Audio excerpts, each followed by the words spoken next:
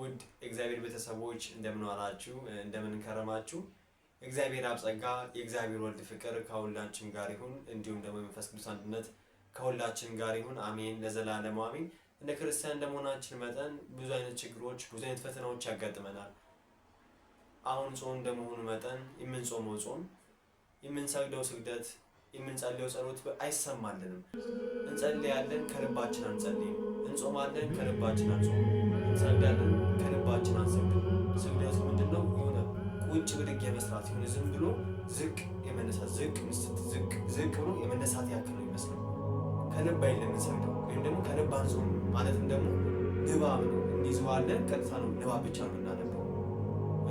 ሌላውስ እንጾማለን እንሰግዳለን አይደለም፣ እንመጽወታለን። የምንመጽወተው ደግሞ ምንድነው? እግዚአብሔር ስጡ ስላለ ብቻ አይንስት በቃ እጸድቃለሁ በሚለው ነው የምንሰጠው፣ ከልባችን አንሰጥም። አያችሁ ታዲያ አሁን ኦርቶዶክስ ነን ስንባል እኮ ከሌላው ክርስቲያኖች ከፕሮቴስታንቶች የምንለየው እኛ በህይወታችን መኖር ስላለብን ወይም ደግሞ ስለምንኖር ነው።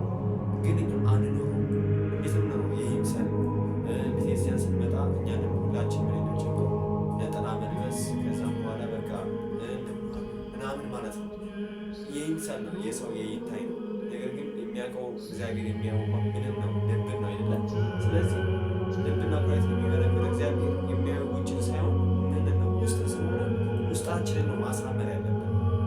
እግዚአብሔር የሚፈልገው የይታይሽ ወይም ደግሞ የይምሰል ሳይሆን ውስጥን አሳምሮ ለእግዚአብሔር መገዛት፣ እግዚአብሔር የሚወደውን ነገር ማድረግ፣ ለእግዚአብሔር ፍቅር ሲሆን ራስን አሳልፎ መስጠት ነው እግዚአብሔር በህይወታችን ይህን ነገር ካልተለማመር ነው ካልኖር ክርስቲያን መሆናችን ሙሉ ባሉት ይህ ነገር ጥያቄ ውስጥ ማስገባት አለባችሁ።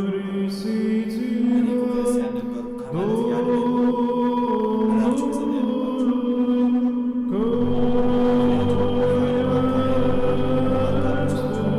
በእምነታችሁ ካልጸለያችሁ ካልሰገዳችሁ ማለት ነው ከልባችሁ የሚጸልዩ ሰዎች አሉ በእውነቱ አይደለም። ልክ ከኛ መካከል ሆነው ክርስትናን በህይወታቸው የሚኖሩ የሚለማመዱ ለእግዚአብሔር ፍቅርና ለእግዚአብሔር ትእዛዝ ምን የሚገዙ እውነት ወንድሞቻችን እነሱ መምሰል ነው እንጂ ያለብን ዝም ብሎ የቤተክርስቲያን ስርዓት አለ። ያን የቤተክርስቲያን ስርዓት አልጠብቅም አለ ችግር አለ ምን ይፈጠራል? እሱ ምንም አይፈጠርም። እግዚአብሔር እናንተ የሚሰጠን ነገር ይቀንስባል፣ ያሳጣል ማለት ነው። ገብቷችኋል? ስለዚህ አምላካችን ለእኛ ሊሰጠን የሚገባውን ፍቅር እኛ የከለከልነው ነገር ነው እና ሁልጊዜ ራሳችን መጠየቅ ያለብን እኔ ለእግዚአብሔር ዝግጁ ነኝ፣ እኔ ለእሱ እገባዋለሁ ብለን ነው ራሳችን መጠየቅ ያለብን።